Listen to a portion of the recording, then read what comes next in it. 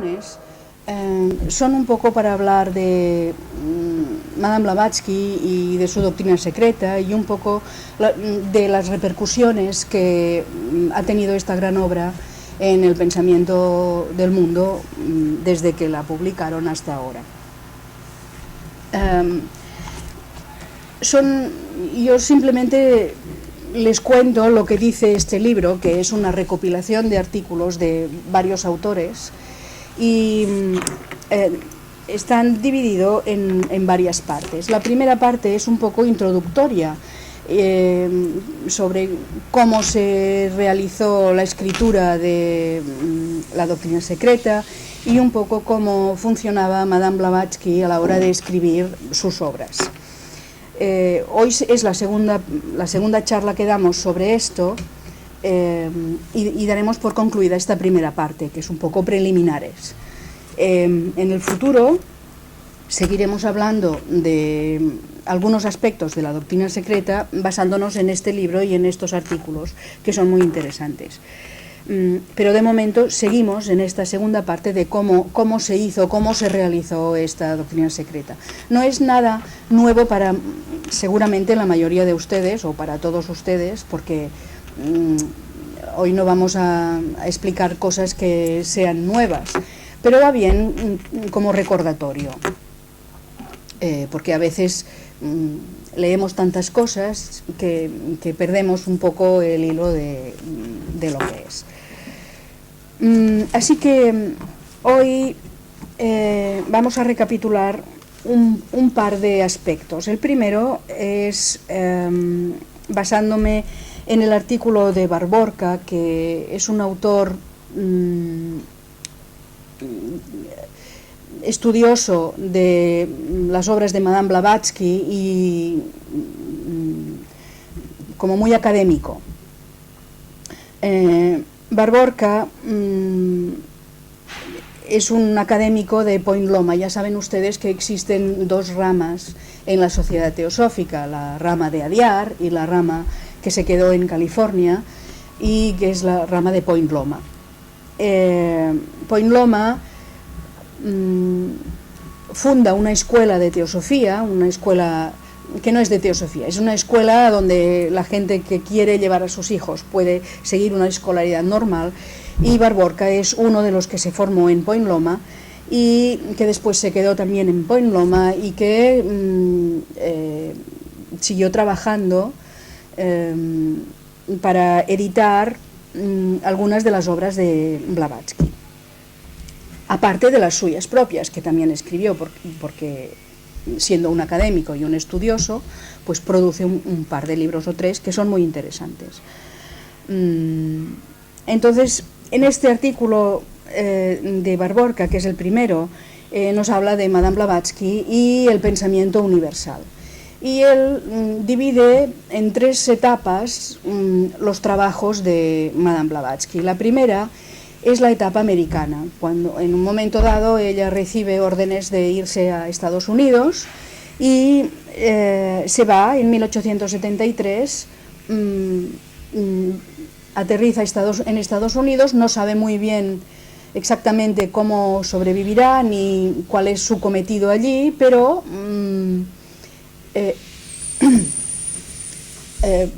al cabo de un año no empieza a tener una actividad más o menos pública.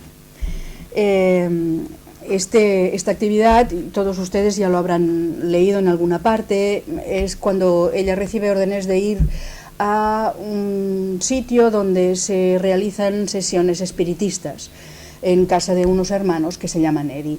Y al mismo tiempo, ella vivía en Nueva York. También en Nueva York está el coronel Olcott y no se conocen entre ellos.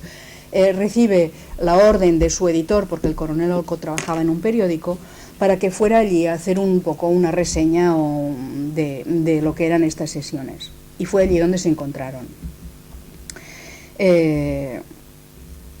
Después de las sesiones de los hermanos Eddy, aparece un artículo en una publicación desacreditando un poco estas sesiones, pero ella había estado allí y se dio cuenta enseguida de cómo, bueno, de que era bastante genuino. Entonces no pudo reprimirse y tuvo que contestarle. Bueno, todo lo que usted dice, pues se lo rebatió y empezó una serie de artículos para poner en su sitio estas ideas mal concebidas que se tenía sobre lo que era el espiritismo. Empieza a escribir en diferentes periódicos y hay gente que también escribe. Aparecen unos artículos, unas colaboraciones firmadas por Giraf, H-I-R-A-F, y hablando sobre los Rosacruces. Y de hecho este es el primer artículo así de peso, doctrinal, entre comillas, al que ella responde. Nadie sabía quién era Giraf, hasta que mucho después se descubrió que Giraf era un acróstico, eran las iniciales de un grupito de estudiantes que se habían reunido formando un club de estudio, y cada uno de ellos empezaba por una de las iniciales. Y esto no se supo hasta que después que ella ya se había muerto, uno de ellos escribió un artículo diciendo éramos nosotros. Pero probablemente se les indujo desde arriba a que escribieran para que ella, que era muy peleona, pues contestara y dijera no, esto es así, es asá, pusiera los puntos sobre las síes. En 1875, poco después de que se funda la Sociedad Teosófica, ella empieza a escribir Isis in Velo, que se publica 2 años después. Entonces, aparte de continuar todos los artículos que ella mandaba a otros periódicos como el New York Sun, The Banner of Life, uno en Boston, uno en Nueva York, otro en Chicago, incluso periódicos de Londres. El primer volumen de Isis in Velo entra en imprenta en mayo de 1877 y es el mismo año en el que al final se publican. En uno de los artículos escritos por Giraf que hemos mencionado antes, se menciona el velo de Isis, hablando de las cosas ocultas y todo esto. Y ella coge esta idea de publicar y titularle el velo de Isis. Solo que cuando este libro estaba en imprenta, el editor le dijo, oye, ya hay un libro publicado que se llama El velo de Isis, no podemos publicar otro con el mismo título. Te sugerimos que cambies un poco y pongas Isis sin velo. Y entonces ella dijo, vale, pues dejamos este título alternativo. Bueno, Isis sin velo tuvo una gran repercusión entre el pensamiento occidental y buena prueba de ello fueron todas las reseñas que aparecieron en muchísimos de los periódicos de habla inglesa, naturalmente, en aquella época. No se los leo porque es muy aburrido, porque todos dicen la obra magnífica, que va a ser muy interesante, llena de... Era polémica, además. Bueno, pues ya iba bien esto. La segunda etapa, después de Estados Unidos, en que ella publica Isis in Velo, entonces los maestros le dicen, ahora vete a la India. Y entonces se va a la India y aterriza en Bombay.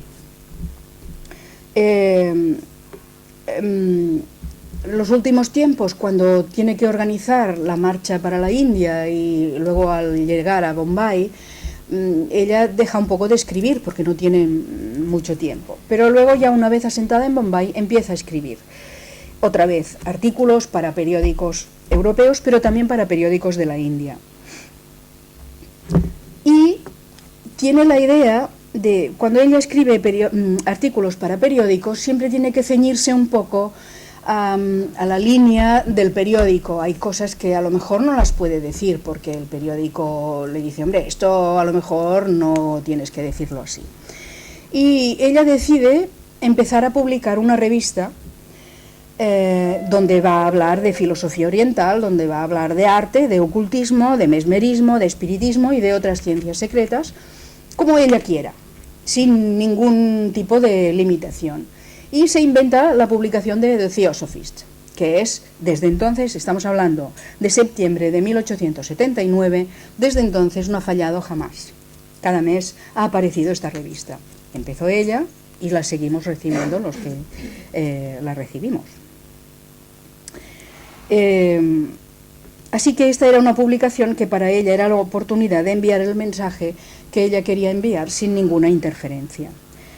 Todos estos artículos que ella escribió en The Theosophist han sido compilados después y ocupan probablemente 6 volúmenes o más de lo que se llama Collected Writings, que es una serie de 14 volúmenes en los que están todas las obras de Madame Blavatsky. Pero de los 14, 6, solo 6, son exclusivamente de los artículos que él escribió en The Theosophist, que ella escribió, perdón, sobre toda esta doctrina.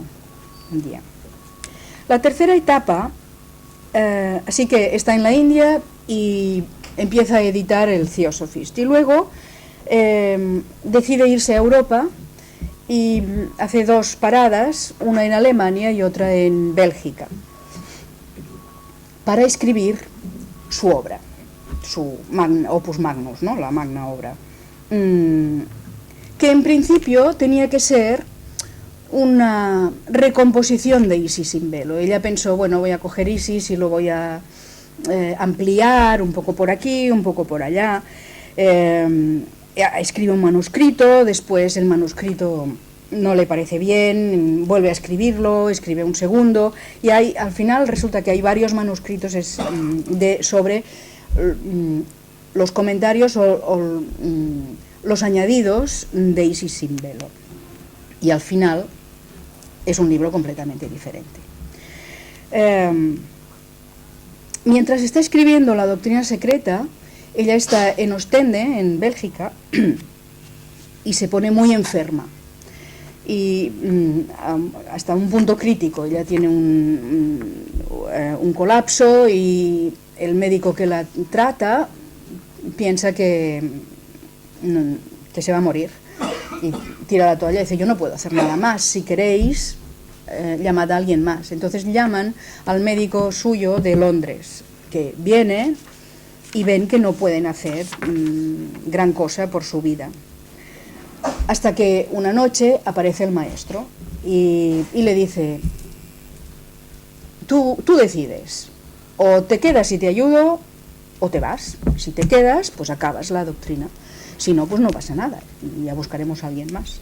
Y ella decide, no, a ver, arregla lo que puedas y que yo ya seguiré. A pesar de, ella era consciente perfectamente de lo que le esperaba, de todos los sufrimientos, de los dolores, del dolor de cabeza, y porque su estado físico no era un estado físico pletórico, y además de todos los inconvenientes que iba a tener, las críticas y todo lo que, porque claro, una persona como ella no dejaba indiferente a la gente, y los que estaban contra ella pues la atacaron muy duramente. Bueno, como fuera, ella decide quedarse y acabar de escribir La doctrina secreta, y bueno, gracias a esto hoy la tenemos y podemos estudiarla. Y ha sido una obra que todavía no hemos acabado de descubrir del todo. Es una obra que parece que tiene muchas puertas, y cada una lleva a sitios que todavía están por descubrir probablemente. La primera intención de Madame Blavatsky de publicar La doctrina secreta era una obra que iba a ser en 4 volúmenes, pero no le dio tiempo a escribir más que 2, la cosmogénesis y la antropogénesis. A pesar de ello, sus esfuerzos por cambiar en la corriente del pensamiento del mundo nunca cesó.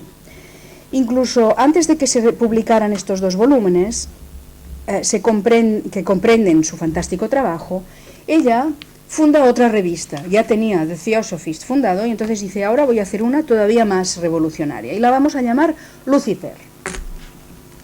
Y entonces explica, para chocar la opinión anquilosada, en la primera página de la primera revista, ella explica y dice: el primer y más importante, si no el único, objetivo de esta revista está expresado en el título de la primera epístola a los Corintios. Es para traer la luz a las cosas ocultas de las tinieblas, para mostrar el verdadero aspecto y el verdadero significado original de las cosas y los nombres, el verdadero aspecto y el significado original de los hombres y de sus actos y costumbres. Y finalmente es para luchar contra el prejuicio, la hipocresía y las farsas de cada nación, de cada clase de sociedad, al igual que en cada aspecto de la vida. Es una tarea laboriosa, pero no es imposible ni inútil y será un buen experimento. Por lo tanto, para una empresa de esta envergadura, no se podría haber encontrado un mejor título que el que hemos elegido, Lucifer, que es la pálida estrella de la mañana, la precursora de la luz brillante del sol de mediodía, el Ésforos de los griegos. Los artículos que ella escribe en esta revista no son simples, no son nada fáciles, son incluso más profundos que muchos de los que ya ha escrito en el Theosophist. Todos estos artículos que ella escribe para Lucifer forman 2 volúmenes de los Collected Writings, 6 de los de Theosophist, 2 de los de Lucifer, y muchos de ellos son póstumos, fueron publicados después de que ella ya se había ido. Bien, esta es la primera parte de la que vamos a hablar hoy. La segunda parte es un poco, retomando la línea de la charla anterior, hablar de las fuentes de la doctrina secreta. El mes pasado hablábamos de cómo el iniciado comunica a través del chela, del discípulo, su doctrina. Vamos a leer lo que nos dice Boris de Zirkov. Boris de Zirkov es el último descendiente conocido de Madame Blavatsky, es un sobrino nieto, nace en 1902 en Rusia, después de la Revolución. Él va a estudiar a las universidades europeas y después él es especialista en lingüística, en lenguas y en los clásicos. Y al final decide trasladarse a Estados Unidos y también se va a Point Loma, a la Sociedad Teosófica de Point Loma.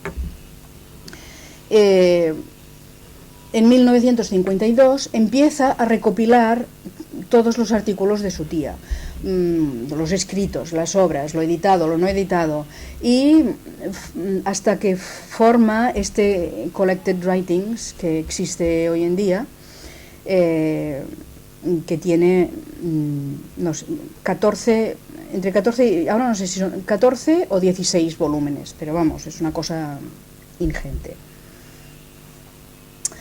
Y Boris de Zirkov nos está hablando un poco de, bueno, dice cosas muy interesantes. Habla de qué es la doctrina secreta. Primero tiene 2 partes, una es exactamente qué es y después cómo se escribe.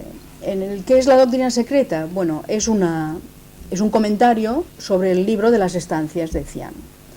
Dhyan es el nombre tibetano para Dhyana, Dhyana, que quiere decir meditación o contemplación. Como libro o manuscrito, es una parte íntegra de una serie de trabajos tibetanos que se conocen como Kyuti.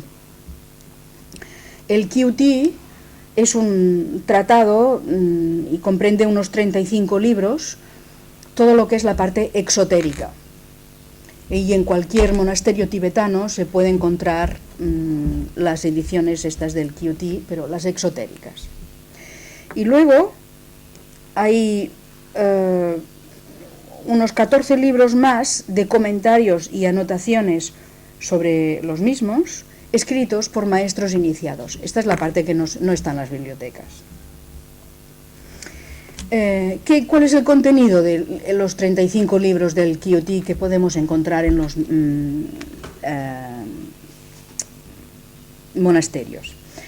Mitos, leyendas, material más o menos incomprensible, igual como tenemos en todo el mundo creencias populares y leyendas que se van contando de generación en generación. Los 14 volúmenes de comentarios contienen un amplio glosario de términos ocultos y son un bosquejo de todas las ciencias ocultas y derivan de un pequeño pliego arcaico que se titula El libro de la sabiduría secreta del mundo. Así que el Kyuti exotérico es una cosa, pero luego están estos 14 volúmenes, 14 libros de comentarios escritos por los iniciados, que estos son los que nos enseñan, que contienen estos términos ocultos y se titula El libro de la sabiduría secreta del mundo. Los libros exotéricos del Kyuti son relativamente modernos, se publicaron durante los últimos 1000 años, mientras que los libros de los comentarios son de una antigüedad incalculable. La relación que guardan los libros exotéricos con la parte esotérica es la misma que la de la Cábala y el Pentateuco, los libros mosaicos. La Cábala es la parte más oculta. El libro de Cian, que es el primer volumen de los comentarios sobre los 7 pliegos del Kyuti, físicamente apareció de una manera relativamente reciente, pero el contenido es extremadamente antiguo, porque las enseñanzas que contiene proceden de los tiempos de la Atlántida y de mucho antes. Trata principalmente de la construcción cosmogónica de los mundos de nuestra cadena planetaria y de sus globos en particular, así como de la aparición y el desarrollo del hombre a través de las diferentes razas raíz y rondas. Blavatsky afirma que solamente utiliza extractos de algunas estancias y que su traducción, que la hace ella, la hace a partir de otras traducciones que ya existen, chinas, tibetanas y sánscritas, de los comentarios y de las glosas del libro original del libro de Cian, que estaba escrito en este lenguaje que ya no conocemos, que es el Sentar. Sería temeroso limitarse al libro de Cian como única fuente para la doctrina secreta. Si dijéramos, bueno, la fuente única de la doctrina secreta es el libro de Cian, nos equivocaríamos, porque es verdad que Madame Blavatsky comenta y escribe y traduce y explica estos párrafos del libro de Cian, pero hay una parte considerable de estos 2 volúmenes que se produce de una manera distinta y se origina a partir de otra fuente relacionada. Y aquí es donde vamos a hablar del tulku, que es el término tibetano para explicar un poco lo que hablábamos el mes pasado.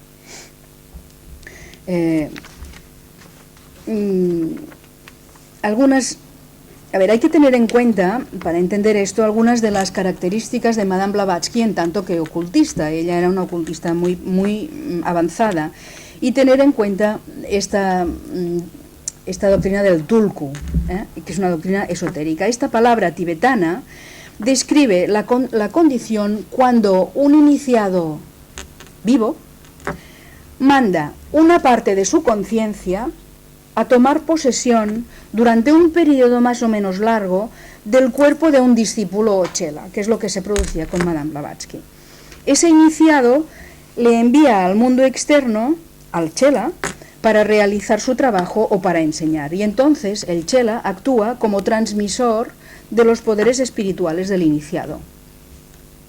Blavatsky actuó frecuentemente durante su vida pública como tulku, temporal de uno u otro de los dos adeptos, bueno, de varios adeptos o iniciados de la fraternidad transhimalaika. Se realiza el tulku sin perder conciencia y con perfecto conocimiento de lo que está sucediendo. Madame Blavatsky, bueno, se ponía aparte y dejaba que el maestro dijera. El ocultista mantiene siempre la percepción de su propia conciencia durante todo el tiempo y se limita a ceder el organismo físico para el uso temporal de el organismo astral y físico, astrofísico de los dos, para el uso temporal de una conciencia superior por consentimiento mutuo. Así que tulku está en el otro extremo de la mediumnidad. Y los poderes, y es uno de los poderes que se adquieren como resultado de un entreno oculto muy duro.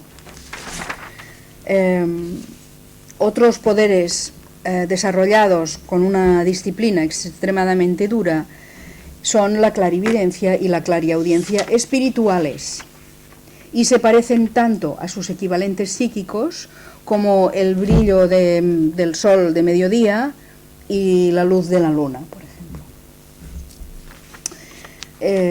Cuando se tienen en cuenta estos hechos, se hace más fácil entender cómo Madame Blavatsky pudo producir algunos de los capítulos más extraordinarios de la doctrina secreta. Hay muchas partes que fueron dictadas por uno u otro de los adeptos, pero no como un jefe dictaría a la secretaria, a ver, toma nota, va, sino por transferencia directa de las ideas desde una mente a la otra por esta condición de tulku. Otras partes de la doctrina secreta son descripciones que Madame Blavatsky leía directamente con su entrenada conciencia espiritual, veía los anales acásicos que tenía delante. Esos registros, los anales acásicos son los registros indelebles de por todos los tiempos. O bien ella los evocaba con su poderosa voluntad, o si el adepto encontraba que era muy difícil, entonces él daba la orden de que se desplegaran frente a ella todos los pergaminos o lo que fuera para que ella pudiera acceder más fácilmente. Otra de las partes del manuscrito fueron precipitadas por uno u otro de los iniciados para los que trabajaba. Ellos supervisaban todas estas páginas escritas, las editaban, las recomponían y las incorporaban dentro del trabajo de ella. Y esto no era la primera vez que lo hacían, porque esto ya lo habían hecho con Isis sin velo. Pero ella escribe, mientras está en Alemania, le escribe al señor Sinet y le dice: estoy muy ocupada con la doctrina secreta, se está repitiendo lo mismo que en Nueva York, cuando ella escribía Isis sin velo. Perdón. Solo que ahora es más claro y es mucho mejor. Tantas imágenes, tantos panoramas, tantas escenas antidiluvianas y todo eso. Nunca he visto u oído nada mejor. O sea que para ella era una experiencia también grandísima. En diciembre del mismo año le escribe al doctor Hartmann lo siguiente: ya sabe usted que ando muy ocupada con mi libro. Ha tomado posesión de mí la fiebre de escribir y me entró el gusanillo, como diría Olcott, hasta que llega a mi mano derecha, se apodera de mí, de mi cerebro, y me transporta completamente a la región de lo oculto. En 15 días he escrito más de 200 páginas, del tamaño de la forma de Isis. Escribo día y noche, y ahora estoy segura de que acabaré mi doctrina secreta el año que viene. Bueno, dice, no, el año que viene no, el próximo, el otro. En marzo vuelve a escribir al señor Sinet y le dice: cada mañana hay un nuevo desarrollo y una nueva escena. Vuelvo a vivir dos vidas. El maestro encuentra que me resulta demasiado difícil mirar conscientemente dentro de la luz astral para la doctrina secreta. Así que desde hace 2 semanas estoy viendo amplísimos y larguísimos rollos de papel en los que las cosas están escritas y yo las memorizo. De ese modo he visto a todos los patriarcas, desde Adán hasta Noé, junto con los rishis, y en medio de todos ellos está el significado de sus símbolos o de sus personificaciones. Y luego, el mismo mes, le escribe a Judge. Judge era su colaborador y discípulo inmediato, que fue el que empezó, cuando ella murió, Judge dijo, yo soy el sucesor de Madame Blavatsky, y entonces, bueno, hubo un poquito de problema y quedó la Sociedad Teosófica de Adyar, y Judge fundó la Sociedad Teosófica de Point Loma, en América, porque él era americano. Pero en vida estaban muy unidos y comunicaban mucho, y de hecho él dice que ella le había dicho, tú serás mi sucesor. Bueno, total, que le escribe y le dice, te necesito para los preparativos de la doctrina secreta. Todos esos hechos, Judge, todos, tal como los maestros los están entregando, llenarán de alegría tu corazón. Bueno, después, en el 86, hay un conocido de Madame Blavatsky, el doctor Schleiden, Huber Schleiden, que la va a visitar mientras está en Alemania. Y él le escribe a la condesa Wachtmeister, que es una conocida de ella, en casa de quien también estuvo Madame Blavatsky más tarde. Le escribe una cartita y le dice lo siguiente, le explica y dice, yo estoy alucinado porque no para de trabajar y bueno, yo duermo en el sofá al lado de su escritorio, me acuesto cuando ella deja de trabajar y se va, y por la mañana me despierto y encima de la mesa hay una serie de pliegos que se han escrito durante la noche, pero no sabemos exactamente qué. Es interesante lo que dice, escuchen. Dice, en muchos aspectos, su trabajo, el de Madame Blavatsky, se está desarrollando de modo muy parecido a como lo describe el coronel Olcott en el capítulo 13 de su libro Hojas de un viejo diario. También yo la vi escribir frases como si estuviera copiándolas de algo que tuviera frente a ella, aunque yo no podía ver nada ahí. Y también vi muchas anotaciones y correcciones manuscritas en la conocida tinta azul de KH en lo que ella escribe, así como en algunos de los libros que ocasionalmente se encuentran en su mesa. A menudo eso lo veía yo por la mañana, antes de que ella empezara su trabajo. Yo dormía en el sofá de su despacho después de que ella se hubiera retirado a descansar por la noche, y el sofá estaba a escasa distancia de la mesa. Recuerdo muy bien mi sorpresa una mañana cuando me levanté y encontré un montón de páginas de borrador escritas con esa caligrafía azul encima de su propio manuscrito sobre la mesa de trabajo. ¿Cómo llegaron ahí esas páginas? Lo ignoro, porque yo no las vi allí antes de acostarme, y nadie estuvo físicamente en la habitación durante la noche, porque yo tengo un sueño muy ligero y me habría dado cuenta.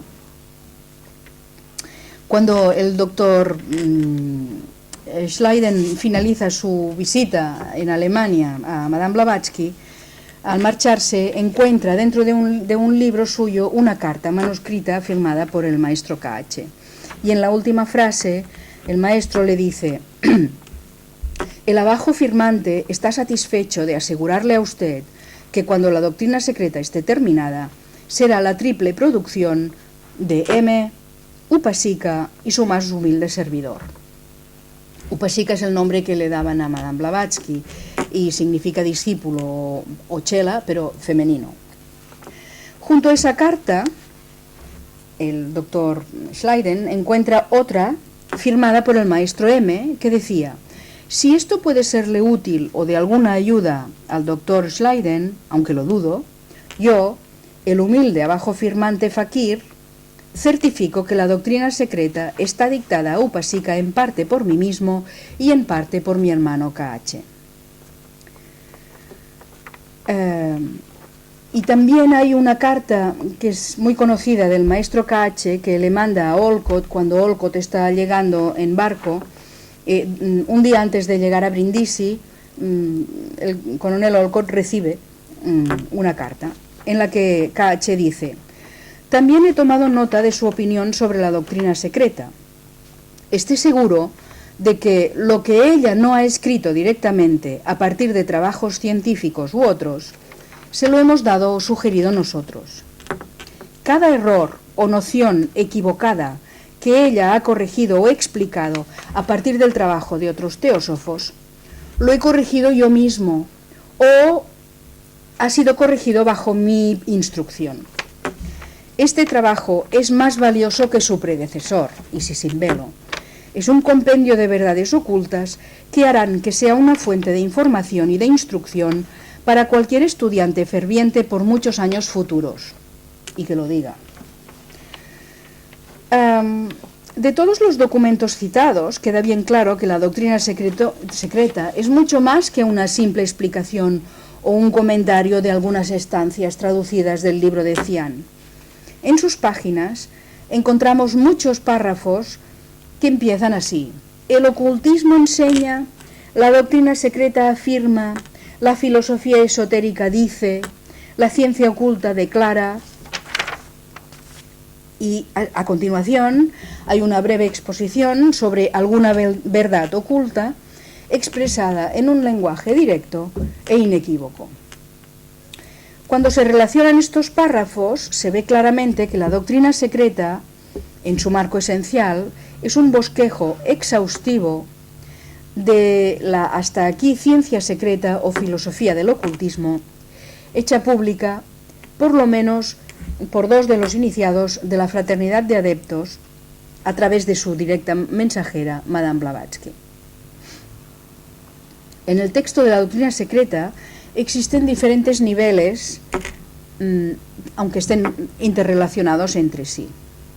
Desde argumentos científicos y disertaciones filosóficas de Madame Blavatsky, en tanto que estudiante de la tradición mística, hasta ideas inspiradoras, pensamientos agudos, afirmaciones proféticas de una ocultista iniciada como era ella, e incluso declaraciones elevadas y párrafos totalmente conmovedores que vienen directamente de la mente de los ocultistas mayores, que son los que se los dictaron, y que suenan como música de órgano en el espacio infinito.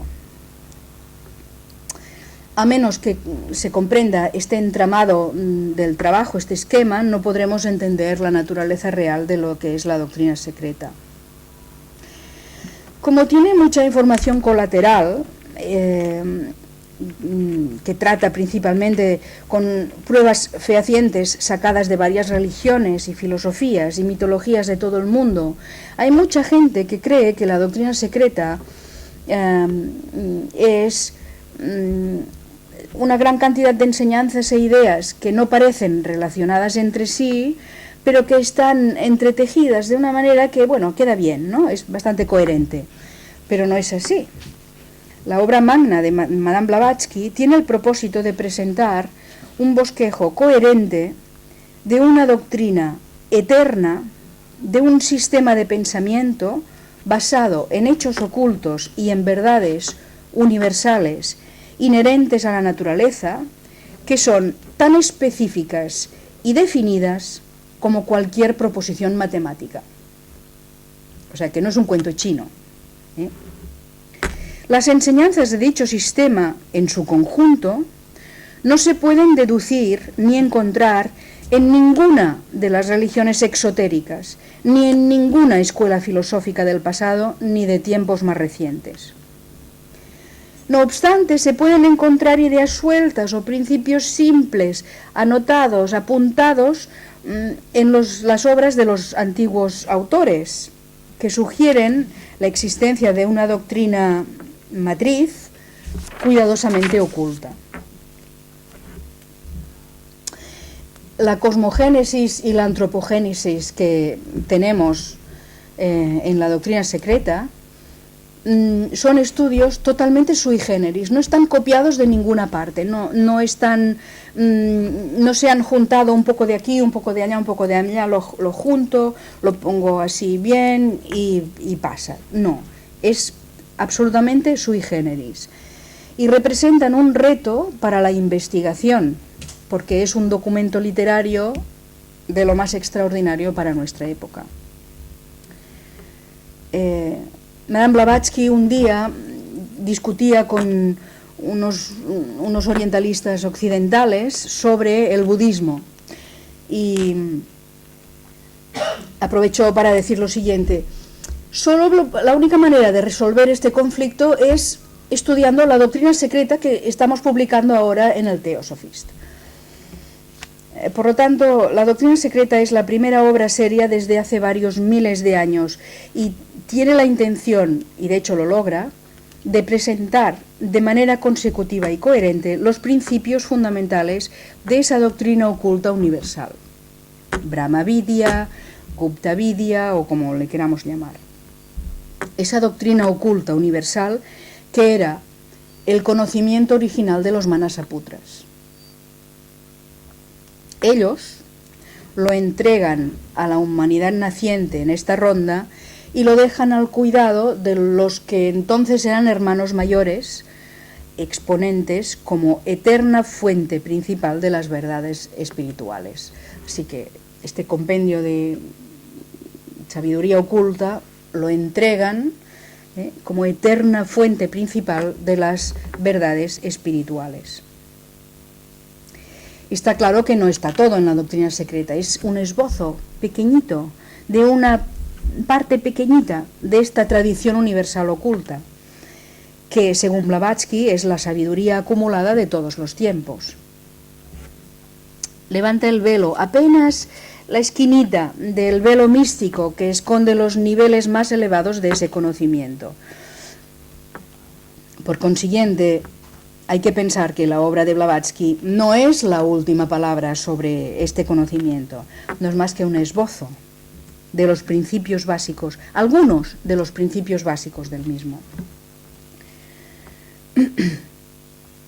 Bueno, y tenemos muchas pruebas como las que hemos leído y que están publicadas. Está claro que la principal fuente de la doctrina secreta, así como de gran parte de los escritos de Madame Blavatsky, es una obra desde el punto de vista colectivo de la fraternidad de adeptos, cuyo mensajero era ella, y de forma individual de dos o más de los iniciados que pertenecen a dicha fraternidad. Fueron ellos los que deciden desvelar en nuestra era parte de su conocimiento que tradicionalmente está oculto en beneficio de aquellos que estuvieran preparados para recibirlo. Hoy en día hay un número mucho mayor de gente que está preparada para recibir parte de este conocimiento, de este Gupta Vidya. Así que diseminar este conocimiento es la tarea del movimiento teosófico. Y en ello estamos. Actualmente la ciencia moderna ha demostrado, más allá de toda duda, algunas de las ideas fundamentales de la sabiduría antigua. Y la búsqueda religiosa y filosófica ha puesto de manifiesto ideas intuitivas estrechamente parecidas a las enseñanzas de las tradiciones espirituales más antiguas. Así que la doctrina secreta es una mina de doctrinas y de hechos ocultos.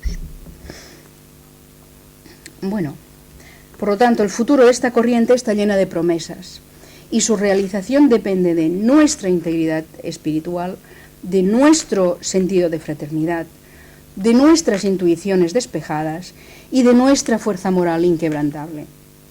Si vivimos de acuerdo con estos ideales y cumplimos con nuestro deber sagrado, entonces, efectivamente, puede que los maestros de sabiduría manden a otro discípulo más informado y mucho más preparado para que dé la prueba final e irrefutable que existe una ciencia llamada Gupta Vidya y de que, igual que las fuentes del Nilo fueron durante un tiempo un misterio porque nadie sabía dónde nacía, también el origen de todas las religiones y filosofías conocidas actualmente en el mundo fue olvidado durante mucho tiempo e incluso perdido para el hombre, pero que por fin se ha encontrado. Muchas gracias.